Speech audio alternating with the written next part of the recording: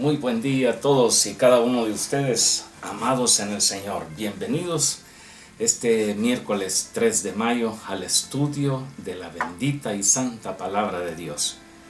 La semana pasada estuvimos abordando un tema muy interesante que es sobre las señales de los últimos tiempos, la segunda venida de Cristo, el rapto de la iglesia. Y concluimos considerando una línea de tiempo del fin. En esa línea de tiempo del fin estuvimos mencionando tres sucesos importantísimos que se dieron cuando esos 483 primeros años, que es la mayor parte del tiempo de la profecía entregada de parte de Dios al profeta Daniel para su pueblo Israel, al final de ese tiempo se dieron tres eventos de gran importancia. El primero de ellos fue que el Señor fue crucificado tal cual lo anunció, lo dijo, lo profetizó el profeta Daniel. Además estuvimos considerando de que el templo y la ciudad de Jerusalén fueron totalmente destruidos allá por el año 70 después de Cristo. Fue cuando se dio toda esta masacre de gente, derribaron gran parte de la ciudad, prácticamente quedó todo en ruinas, y lo más terrible fue el templo de Jerusalén, la casa de Dios, aquel templo que había levantado originalmente Salomón y después fue reconstruido nuevamente, pero volvieron a destruirlo, y en esta oportunidad los romanos. Y el tercer evento importante es que una parte de la profecía de Daniel decía de que las guerras continuarían sin cesar hasta que comiencen los últimos 7 años. Y con base a esto estuve haciendo mención de algunas guerras de gran importancia, guerras que han causado infinidad de muertes, y al final de esto pues estuve haciendo inclusive mención de la guerra de Vietnam, donde murieron muchas personas, y lo más terrible que fueron civiles, y casi siempre en las guerras las bajas mayores son en la parte de los civiles, no tanto en los militares. Ellos están en sus guarniciones, ellos están bien apostados, ellos están bien armados, pero la población civil es la que más sufre. Y esto estuvimos considerando esas guerras de gran importancia, la guerra de Irak, que fue una catástrofe terrible causada por el hombre mismo en esto de las guerras. Y ahora actualmente estamos prácticamente como un vislumbre de una tercera guerra mundial. Las grandes potencias se están preparando para todo esto, y nosotros como pueblo de Dios necesitamos estar listos para que cuando el Señor nos llame, nosotros tengamos que decir: presente, Señor. Ahora, en medio de todo este caos que se inició con la muerte de Cristo, la destrucción del templo y de Jerusalén, y todas las guerras que se han venido dando, en medio de todo esto hay un tiempo que hay quienes no lo consideran como cuenta de esos años proféticos, pero sí es un tiempo muy especial, es como un paréntesis a este tiempo de los últimos 7 años. Es lo que el profeta Isaías, inspirado por el Señor, por el Espíritu Santo, él escribió en el capítulo 61, los primeros 2 versículos. Este tiempo, este paréntesis, esto que viene a ser de gran importancia para todos nosotros los creyentes. Vea lo que dice el profeta Isaías: el Espíritu de Jehová, dice, el Señor está sobre mí, porque me ungió Jehová, me ha enviado a predicar buenas nuevas a los abatidos, a vendar a los quebrantados de corazón, a publicar libertad a los cautivos, y a los presos apertura de la cárcel, a proclamar el año de la buena voluntad de Jehová y el día de venganza del Dios nuestro, a consolar a todos los enlutados. Esta profecía se dio aproximadamente 600 años antes de Cristo, pero se dijo con base a lo que el Señor Jesucristo comenzaría allá en Jerusalén. En una oportunidad que llamaron al Señor y le dieron los rollos de las Escrituras, le dijeron: ahora le toca a usted, rabí, maestro, compartir la palabra, entregar el mensaje. Y el Señor precisamente encontró, dice la palabra de Dios en los evangelios, que él encontró este pasaje de Isaías, y cuando terminó de leerlo todos estaban esperando a ver qué decía, y él lo único que dijo fue: hoy se ha cumplido esta escritura delante de vosotros. En otras palabras, el Señor Jesucristo dijo de que ese mensaje de buenas nuevas, esa medicina para los quebrantados de corazón, para los enlutados de espíritu, ese mensaje vendría inicialmente con él. En el libro de Oseas, el profeta, capítulo 3, versículos 4 y 5, dice la palabra: porque muchos días estarán, escuchen esto, muchos días estarán los hijos de Israel sin rey. Para muchos hablar de la iglesia y hablar de Israel es hablar de la misma cosa, es un solo pueblo. Pero yo me pregunto, ¿estamos nosotros sin rey? Y la respuesta es muy clara: no. Nuestro rey es el Señor Jesucristo, el Rey de reyes y Señor de señores. Pero sobre Israel, dice el profeta Oseas, capítulo 3, repito, versículos 4 y 5, el espíritu porque muchos días estarán los hijos de Israel sin rey, sin príncipe, sin sacrificio, sin estatua, sin éfod y sin terafines. Después, dice, volverán los hijos de Israel y buscarán a Jehová su Dios y a David su rey. Aquí podríamos nosotros considerar: David ya había muerto. Entonces, ¿a qué rey David se estaba refiriendo el profeta Oseas cuando recibió esa profecía maravillosa para dársela al pueblo de Israel?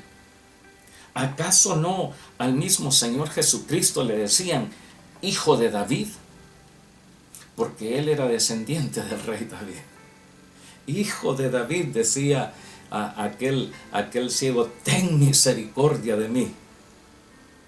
Dice la Escritura, repito, y concluyo de este pasaje de Oseas: buscarán a Jehová su Dios, refiriéndose a Israel, buscarán a Dios, y a David su rey, y temerán a Jehová y a su bondad en el fin de los días. Es decir, esta profecía es para el tiempo final. ¿Y cuál va a ser ese mover dentro del pueblo de Israel? Va a ser precisamente volver su rostro a Dios, reconocer que el Mesías es nuestro Señor Jesucristo. Cuando nosotros hablamos de Jesús y Cristo, Jesús es Salvador, Cristo es ungido, en hebreo es Mesías, Yeshua HaMashiach, el Salvador ungido. Es decir, Israel tendrá que buscar al Señor. Se van a convencer de que el único Mesías es el Señor Jesucristo, y esto va a ocurrir en el fin de los días. Si no tomó nota, le repito, Oseas capítulo 3, versículos 4 y 5.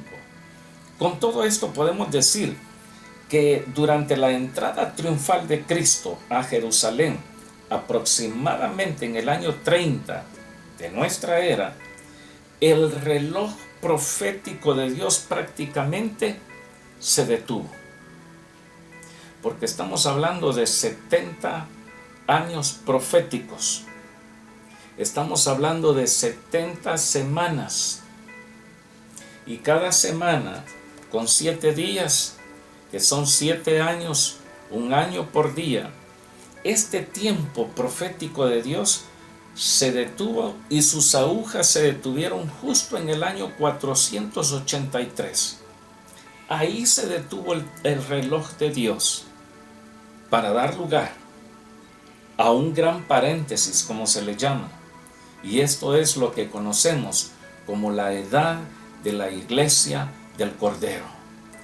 El tiempo de la iglesia, el tiempo de la gracia, el tiempo cuando se manifestará la misericordia, la gracia, el amor, la bondad de Dios, el perdón de Dios, pero ahora por medio de la gracia y ya no más por medio de la ley.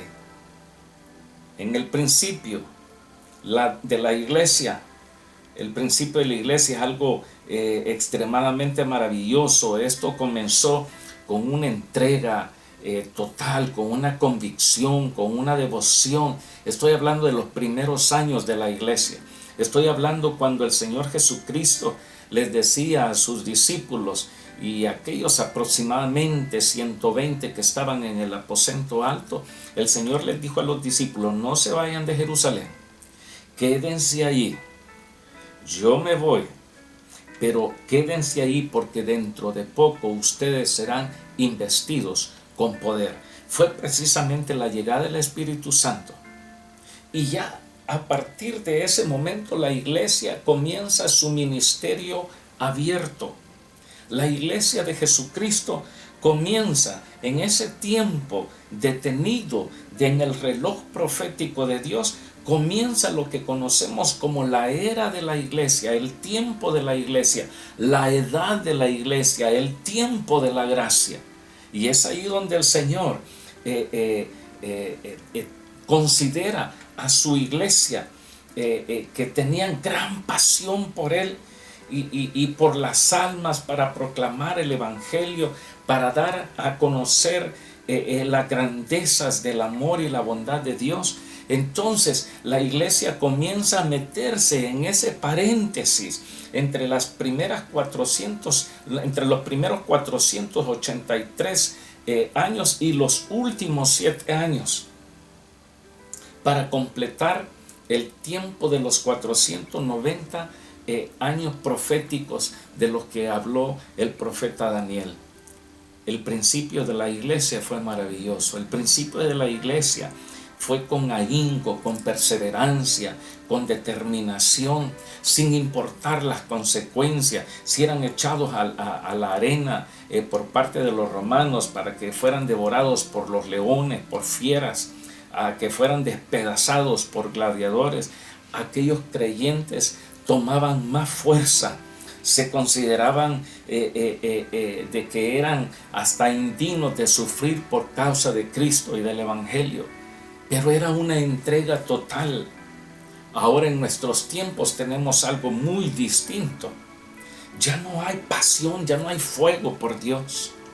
Ya no está esa determinación, esa dedicación por Dios y por las almas. Recordemos que la iglesia simplemente está compuesta por todas aquellas personas que hasta el día de ahora, recuerde, desde que comenzó esa entrada triunfal hasta este momento, hasta este día, miércoles 3 de mayo de este año 2023, hasta hoy día hay gente que está rindiendo su vida a Cristo, están ofreciendo su corazón, están invitando a Jesús a que vaya a sus corazones. Si usted no lo ha hecho, yo le insto, yo le motivo a que lo haga. No tarde más, dé el paso de fe. Allí donde está usted, dígale: Señor Jesús, nunca te he recibido en mi corazón, por favor ven a mi vida. Deje a un lado la religión, porque le digo, la iglesia está conformada simplemente por gente que ha reconocido el sacrificio de Cristo en la cruz del Calvario y que le han recibido en su corazón y lo han reconocido como su único Señor y Salvador. No importa la iglesia a la cual nosotros frecuentemos o donde nosotros fuimos criados o donde nos dejaron nuestros antepasados como un legado espiritual o religioso para que allí nos mantengamos hasta el final. No se trata de eso. En Juan capítulo 1 versículo 12 dice la Escritura: mas a todos los que le recibieron, aquí refiriéndose primeramente en el versículo 11 al pueblo de Israel, porque dice: a los suyos vino, A Israel vino, pero Israel, los suyos, no le recibieron. Y después dice el versículo 12, mas a todos los que le recibieron, a los que creen en su nombre, les dio potestad de ser hechos hijos de Dios. Esa es la iglesia de Jesucristo.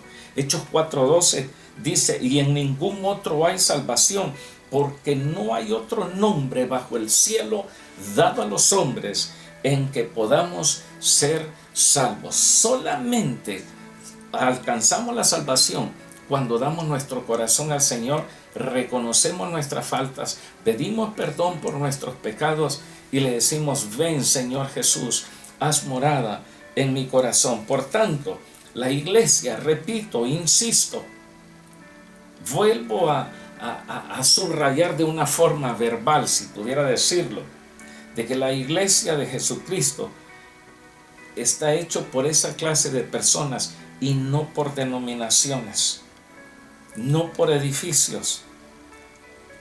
La iglesia de Cristo es aquella cuya cabeza es Cristo mismo el Señor. En Efesios capítulo 1, versículo 22 al 23.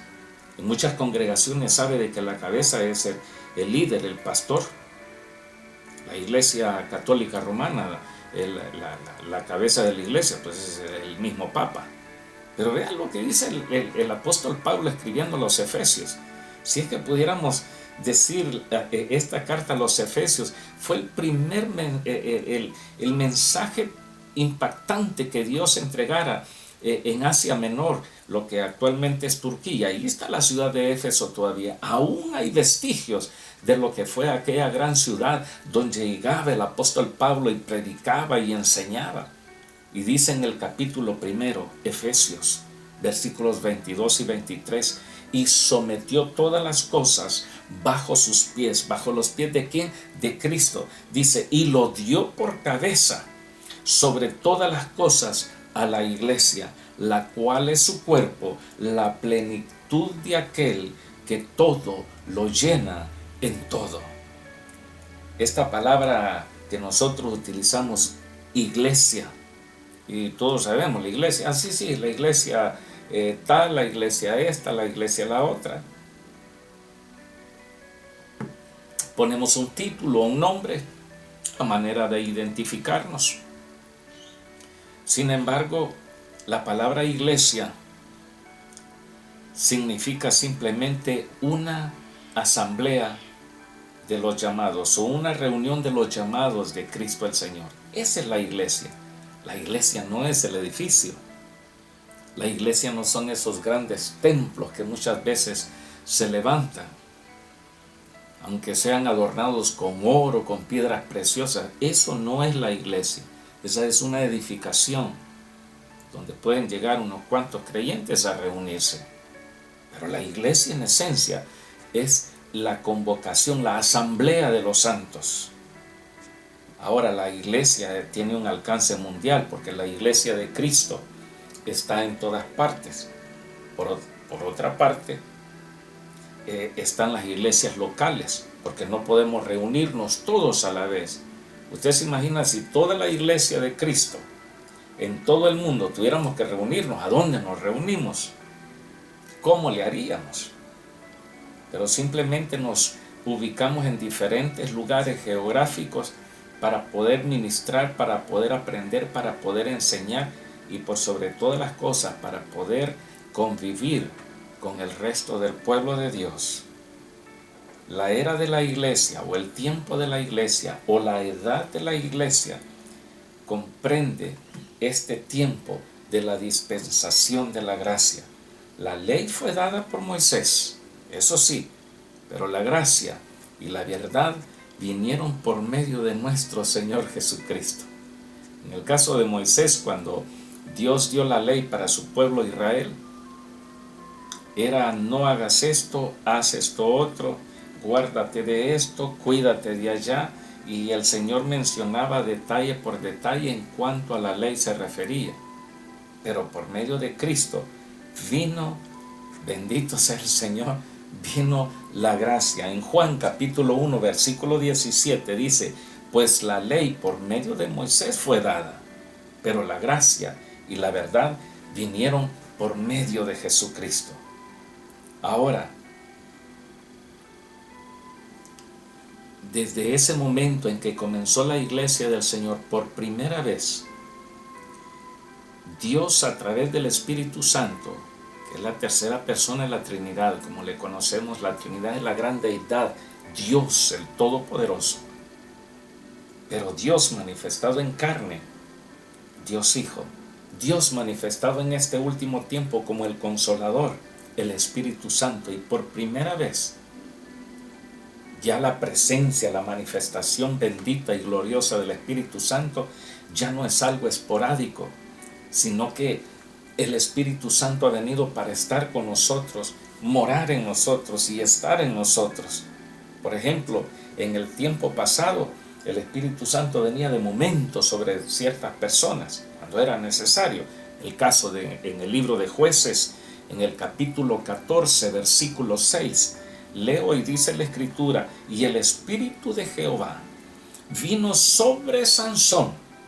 Quiere decir que el Espíritu del Señor no moraba en Sansón, sino que de repente venía. Dice: el Espíritu del Señor vino sobre Sansón, quien despedazó al león como quien despedaza un cabrito, sin tener nada en su mano, y no declaró ni a su padre ni a su madre lo que había hecho. Este es un caso. Otro ejemplo vendríamos a considerarlo en el primer libro de Samuel, capítulo 16, versículo 13.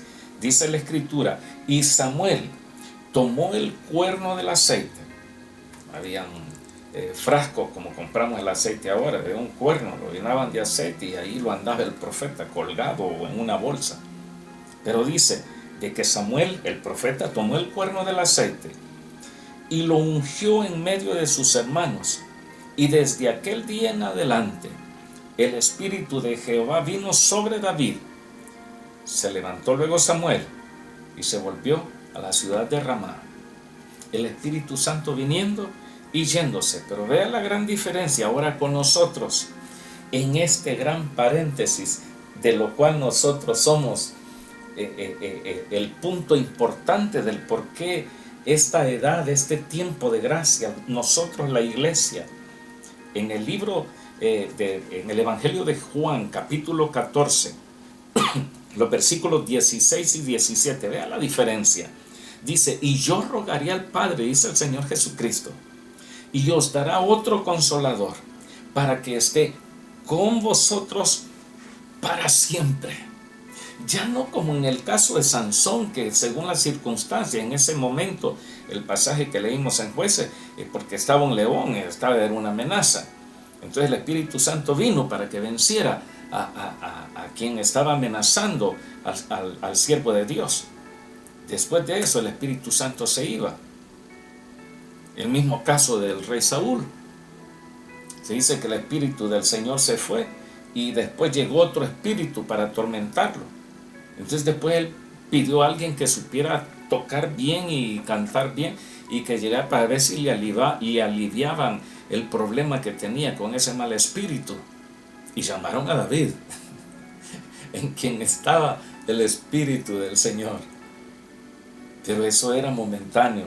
Ahora, en Juan 14, versículos 16 y 17, dice: y yo rogaré al Padre, y os dará otro consolador para que esté con vosotros para siempre, el Espíritu de verdad, al cual el mundo no puede recibir, porque no le ve, ni le conoce. Pero vosotros, dijo el Señor Jesús, le conocéis, porque mora con vosotros y estará en vosotros.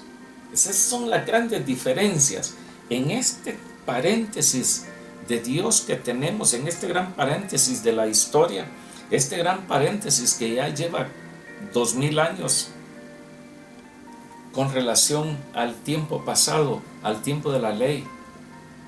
Ahora, en este tiempo de la gracia, es importante de que nosotros nos mantengamos siempre firmes y fieles.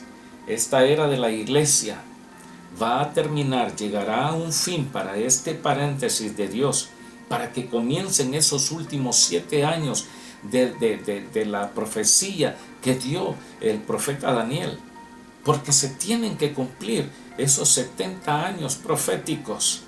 Faltan 7 todavía. 483 ya se cumplieron. Faltan prácticamente 7 años para que lleguen los 490 años proféticos. Ahora, este tiempo va a llegar a su fin, va a llegar a concluir, va a llegar a terminarse. Ahora, cuando esto se dé, va a ser cuando el pueblo de Dios sea prácticamente tomado, arrebatado. Nosotros conocemos, arrebatar algo es tomar sin darle oportunidad a quien se lo estamos arrebatando darle tiempo de que lo tome y lo afirme. No, arrebatar es simplemente tomar por la fuerza. En 1 Corintios, capítulo 15, versículos 51 al 57. Voy a leer este pasaje muy importante. Dice: he aquí, os digo un misterio. No todos dormiremos, pero todos seremos transformados en un momento, en un abrir y cerrar de ojos, a la final trompeta, porque se tocará la trompeta y los muertos serán resucitados incorruptibles y nosotros seremos transformados, porque es necesario que esto corruptible se vista de incorrupción y esto mortal se vista de inmortalidad. Versículo 54. Y cuando esto corruptible se haya vestido de incorrupción y esto mortal se haya vestido de inmortalidad, entonces se cumplirá la palabra que está escrita: sorbida es la muerte en victoria. ¿Dónde está, oh muerte, tu aguijón? ¿Dónde, oh sepulcro, tu victoria? Ya que el aguijón de la muerte es el pecado, y el poder del pecado la ley. Mas gracias sean dadas a Dios, que nos da la victoria por medio de nuestro Señor Jesucristo. Así que, hermanos míos, amados, estad firmes y constantes, creciendo en la obra del Señor siempre, sabiendo que vuestro trabajo en el Señor no es en vano. Escuche bien esto: vuestro trabajo en el Señor no es en vano. Es decir, de que el rapto estará acompañado en el cielo por la cena de las bodas del Cordero.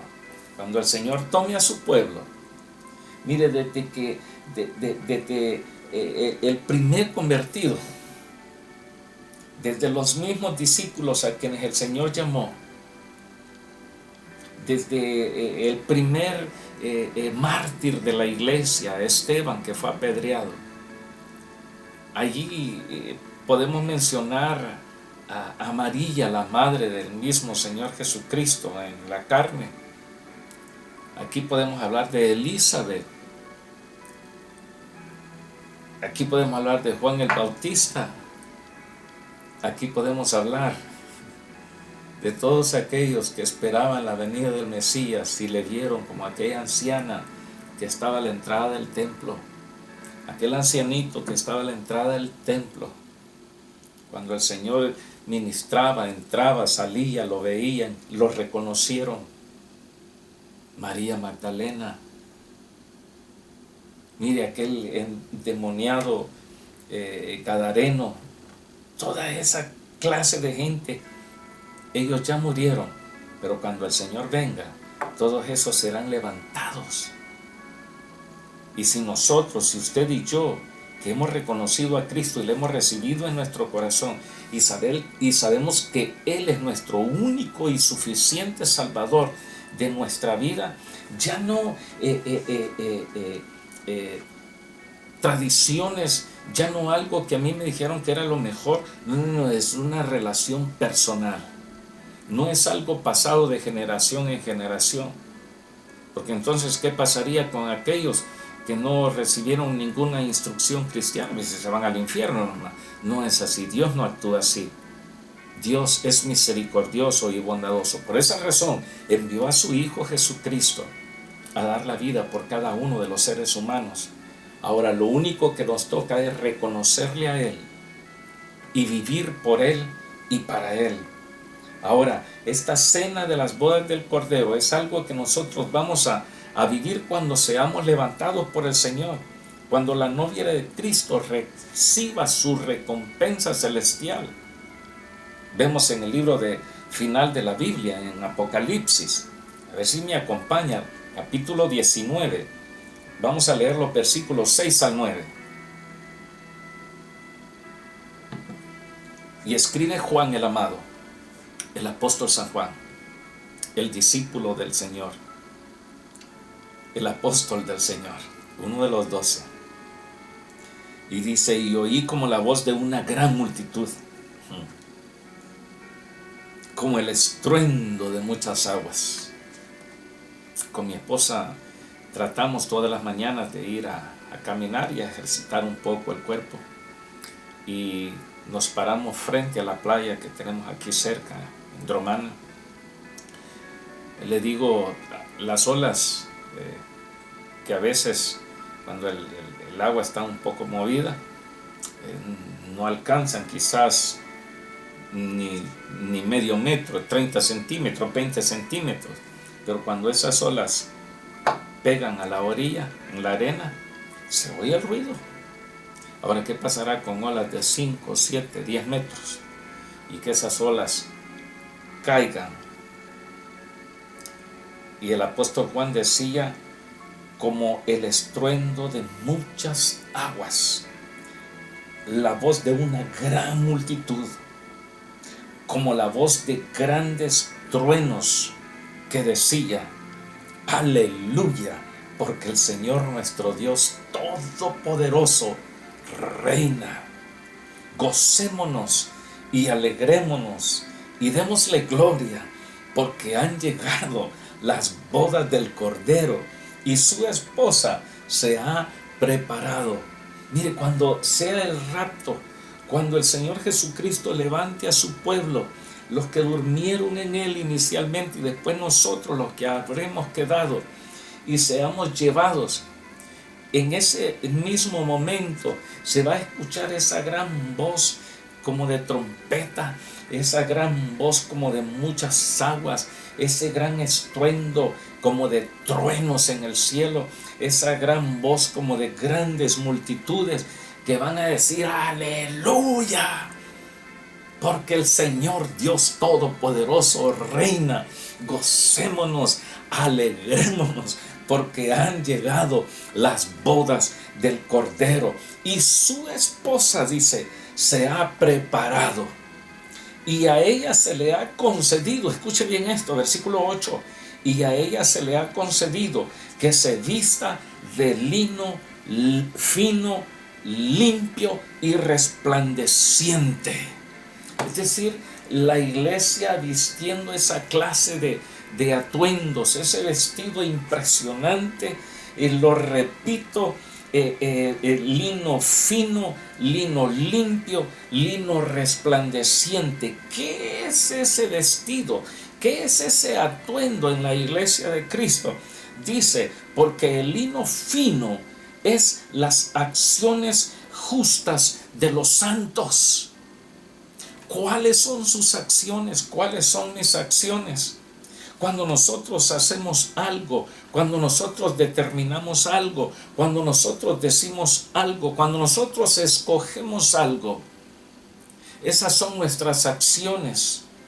Pero lo que viste a la iglesia de Cristo, lo que viste a cada hijo, hija de Dios, no es tanto lo que nosotros podamos conseguir. Estas cosas las compramos en cualquier lugar.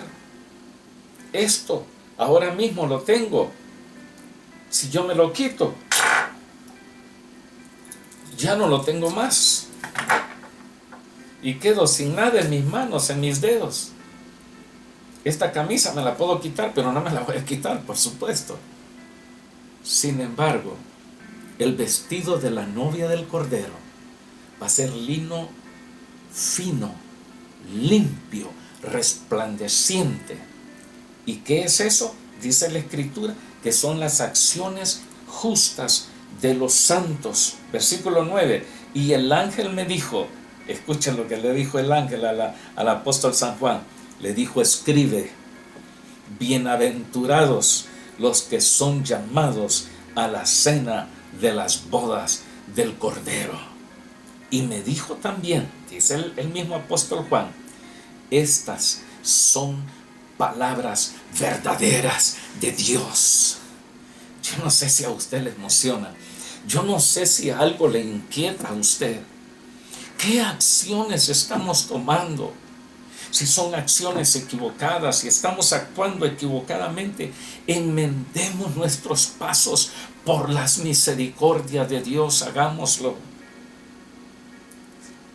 Por otra parte, mientras eso no ocurre, mientras no somos levantados de esta tierra, mientras los muertos en Cristo no son levantados por el Señor mismo, mientras esto continúa a la espera, la iglesia de Jesucristo, nosotros, usted y yo, los llamados, los convocados a una asamblea, la iglesia del Señor, continuamos con esperanza. Dice el apóstol Pablo en la primera carta a los Corintios, capítulo 15, versículo 58, estad firmes y constantes, firmes y constantes, firmes sin moverse, constantes día tras día, momento tras momento, siempre creciendo en la obra del Señor, siempre sabiendo que vuestro trabajo en el Señor no es en vano. Este es el último versículo que leí anteriormente en la primera carta del apóstol Pablo, en el capítulo 15.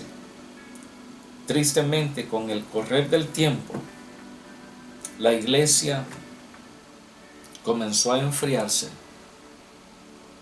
Y ese fue el primer mensaje que el Señor le envió.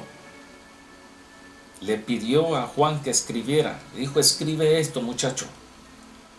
Escribe al ángel que está en la iglesia, que está en Éfeso. Es la primera carta ahí en Apocalipsis. Escribe a estas 7 iglesias, pero en primer lugar a Éfeso. Y una de las cosas que el Señor le decía al ángel, al líder, al encargado, al siervo que Dios se había puesto en esa iglesia, Dios le dijo a Juan: escríbele y dile esto: yo conozco tus obras, yo conozco tu celo por mí, yo conozco tu amor, yo conozco que rechazas a los que dicen que son, pero en verdad no son.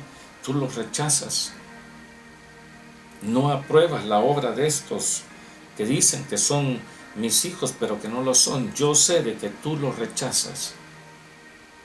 Sé de que has comenzado con pasión, con deseo, pero tengo algo contra ti. Has dejado tu primer amor. En la iglesia nosotros debemos de seguir adelante, siempre firmes. Pero la iglesia comenzó a enfriarse, y en medio de todo eso, la iglesia hasta llegó a corromperse. Hubo un manoseo espiritual dentro de la congregación de los santos. En estos últimos tiempos tenemos situaciones incómodas que se dan en medio del pueblo de Dios. ¿Y todo por qué? Porque la iglesia en estos 2000 años ha venido en decadencia. Sin embargo, aunque la iglesia pasó por un enfriamiento, y hasta la vez la iglesia de Cristo, gran parte de la iglesia, está en un enfriamiento, está entretenida en muchas cosas, han olvidado la esencia del mensaje de los evangelios de Cristo y se han entregado a otras cosas superficiales, a levantar grandes templos, a vestir las mejores ropas, y se ha dejado el mensaje primordial de Cristo. Entre medio de todas estas cosas, mire, cuando se habla del oscurantismo, cuando se habla del tiempo de la Edad Media, Era una perturbación horrible. Era una contaminación dentro de la iglesia misma de Jesucristo. Esto fue lo que llevó a considerar a aquel hombre alemán famoso, Martín Lutero, y a decir, esto no puede ser así. Cuando él llegó y visitó Roma, dijo, no, esto no es el Evangelio. Él pudo ver cuando tenían aquellas cajas grandes y les decían, ponga la moneda a usted, que se escuche que cae. No solamente haga como que ha puesto algo, ¿verdad? No, se tiene que escuchar. Y cuando eso se escuche que cayó, entonces le damos un papelito de que usted ya está libre de pecados. ¿A qué punto llegó el que decía que Jesús era su Señor? Llegó Lutero y dijo, esto no puede continuar así. Fue cuando él se levantó en contra de la Iglesia Católica, Apostólica y Romana, la que al principio se conoció como el Santo Imperio Romano. Y Lutero dijo, no es así. Lo vamos a llevar a juicio. Ya habían quemado a muchos. Y Lutero dijo, me mantengo en el Señor. Le dijeron, niegue todo lo que ha dicho y le perdonamos la vida. No niego nada. Si en algo estoy equivocado, díganme en qué estoy equivocado, pero háganlo con base a las Escrituras, no a sus propios análisis y pensamientos. En medio de todo eso siempre ha habido gente con un corazón por Dios, y a eso es a lo que el Señor nos llama, a que sigamos nosotros siempre. Ahora, cuando la iglesia de Cristo sea levantada, es cuando comenzará entonces eso que conocemos como la gran tribulación. Vamos a continuar la otra semana, y mientras tanto ruego, pido, oro a Dios Padre, Dios Hijo, Dios Espíritu Santo, que le dé claridad de pensamientos, que le dé claridad de mente y de corazón. Y si tiene que reconciliarse, hermano, hermana, si tiene que reconciliarse con el Señor, hágalo. Aún estamos a tiempo. Si usted que ve este estudio y nunca rendió su vida a Cristo, yo sé de que estos estudios los ven en diferentes partes, en diferentes países, pero a usted se lo digo, no depende de cada cuánto va a la iglesia, depende de su relación personal con el Señor. Entregue su vida al Cordero. Dígale, Señor, ayúdame y sálvame. Hágalo y hará bien a su espíritu y a su alma. Que Dios les bendiga, que Dios les prospere y que Dios esté con ustedes. Su servidor Guillermo Esquivel, pastor de la iglesia Sutherland Christian Center, acá en esta preciosa ciudad de Melbourne, en el estado de Victoria, en Australia. Hasta la próxima semana. Dios les bendiga.